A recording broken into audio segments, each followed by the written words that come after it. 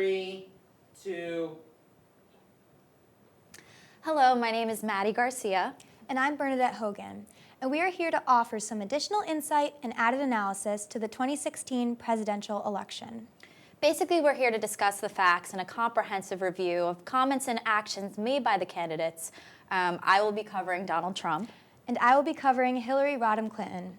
Our goal is to sift out potential bias in the media in effort to sort fact from fiction. So let's get started. Okay, so Trump quickly weighed in on the attacks in New York and New Jersey and Minnesota over the weekend with a warning on Monday that, quote, this is only going to get worse. This was the perfect time for Trump to push his plans for stricter immigration policies, which he's proposed would better protect the U.S. from terror. Trump has made crime committed by illegal immigrants and refugees in the U.S. a major theme of his campaign. But his position on which potential immigrants to keep out of the country because of the terrorism fears has shifted multiple times throughout his campaign. So last year, following a mass shooting in San Bernardino, Trump began with a call to ban all Muslims from entering the United States in June. Then after that, a gunman who had pledged loyalty to ISIS shot and killed 50 people, including himself, at Orlando nightclub. Trump called for banning refugees from countries with a, quote, terrorist presence, even though the shooter was born in the United States. And then in his acceptance speech at the Republican National Convention, Trump repeated with a similar position and also talked about countries where thorough vetting is difficult. He's also recently called for what he describes as extreme vetting, which is based on ideology, which is actually something Hillary Clinton has said she also agrees on and would consider doing. So leading the suspects in the New York and New Jersey bombings, Ahmad Khan Rahami, who was an Afghan immigrant who became a naturalized U.S. citizen, demanding tough vetting on immigrants from troubled regions of the world, suddenly seems like fair game. So up until now, Trump has avoided using his familiar Muslim immigration rhetoric, especially after his denouncing of comments about fallen soldier Captain Humayun Khan. But after this weekend, Trump is beginning to revert again to his support for racial profiling by police and amid increasing threats to Homeland Security. When he was interviewed on Fox and Friends Monday, Trump did not specifically say on what attributes he would encourage police to profile possible subjects, but it is illegal, as we know, for police to subject the American people to disparate treatment based on their race or other protected statuses that we have. So what was interesting about this weekend was Trump also raised some critical questions about freedom of expression, arguing that this is way too easy for potential terrorists to, let's say, buy a magazine or read online instructions on how to create a homemade bomb or even execute a terrorist attack. He suggested that press freedom is preventing law enforcement from arresting the publishers of bomb-making instructions.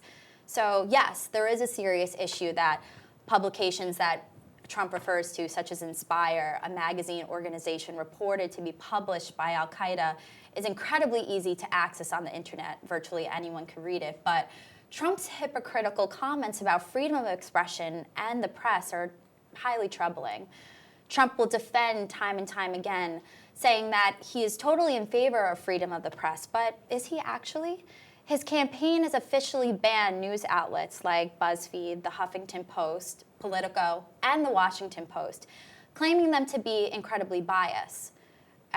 Picture Trump has also made statements about if he's elected, he would possibly sue journalists, which have invited comparison to Russian presidents such as Vladimir Putin, who has severely clamped down on freedom of the press. So this sets a dangerous precedent if he is elected president in November. So. Thank you, Maddie. In terms of national security and foreign policy, Hillary Clinton she treads a very distinct path. Clinton champions the need for comprehensive immigration reform based on the idea that the United States is first and foremost a nation of immigrants. She advocates a collaborative welcome to assist those who wish to gain citizenship, reflecting on a familial attitude that she argues will strengthen the U.S. as a whole.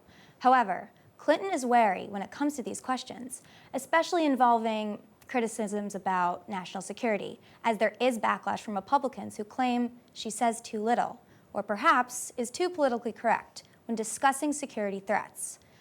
So after this weekend's attacks, Clinton is quoted by the New York Times saying they, the conservative media and Trump campaign, I'm assuming, are looking to make this into a war against Islam rather than a war against jihadists, violent terrorists. The kinds of rhetoric and language Mr. Trump has used is giving aid and comfort to our adversaries. So she then went on to say that Donald Trump's comments elect him as a position of, quote, recruiting sergeant for terrorists due to his bombastic and frank statements. But my question is, just how diluted is our conception of so-called freedom of the press? And is it imperative, worthy even, to safeguard, in light of criticisms arising regarding apparent bias in favoring one candidate over the other? Like Trump, Clinton was briefed on the recent attacks in New York and New Jersey, as well as Minnesota stabbings. Addressing the press at an airport in White Plains, New York, on the subjects of national security and foreign policy, criticisms surrounding accurate media coverage of her remarks have surfaced. And it is reported that CNN edited out Clinton's opening statement. Quote, I've been briefed about bombings in New York and New Jersey and the attacks in Minnesota. Instead, CNN started their on-air coverage with her second sentence. Obviously, we need to do everything we can to support our first responders, also to pray for the victims. We have to let this investigation unfold. We've been in touch with various officials, including the mayor's office in New York City, to learn what they are discovering as they conduct this investigation. And I'll have more to say about it when we actually know the facts, end quote. So a few minutes later in the interview, a reporter asked Clinton about the implications of Trump's immediacy in dubbing the explosion in New York City the result of a bomb, to which Clinton replied, well, I think it's important to know the facts about the incident like this. That's why it's critical to support the first responders, the investigators who are looking into it, trying to determine what actually did happen. So Trump has gotten a lot of criticism the past 2 days for disclosing his thoughts on the correlation between the explosion and the potentiality of terrorist attacks, which, by the way, at this point has been confirmed as acts of terrorism. But what's interesting is that CNN would so blatantly protect Clinton in covering up her seemingly Trumpian slip of the tongue in referring to the attacks as a bombing.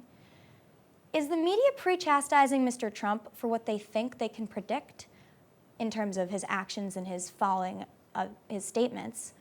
And does this give them a right to reprimand him for the same comments that his opponent has also made in terms of utilizing the wording bomb?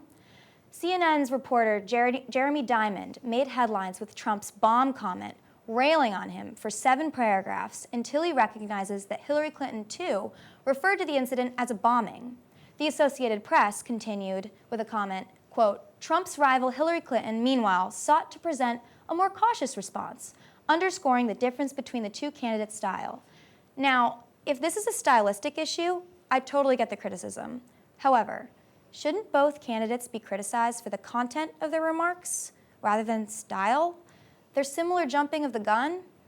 I just ask that the media evens out the playing field. Okay, thank you, Bern. That's all we have for today, but make sure to tune in next time when we discuss the first presidential debate.